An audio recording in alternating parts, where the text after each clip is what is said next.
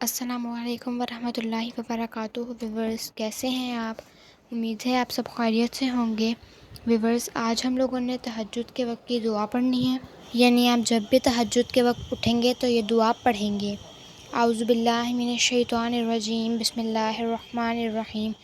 سبحان اللہ رب العالمین، سبحان اللہ وبحمدہ، سبحان اللہ رب العالمین، سبحان اللہ وبحمدہ، سبحان اللہ رب العالمین، سبحان اللہ وبحمدہ۔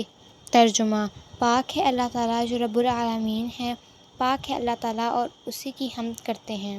جی تو ویورز، یہ ہے تہجد کے وقت کی دعا۔ اگر آپ کبھی بھی تہجد کے وقت اٹھیں تو یہ دعا لازمی پڑھ لیں۔ مجھے امید ہے کہ آپ کو میری ویڈیو پسند آئی ہوگی۔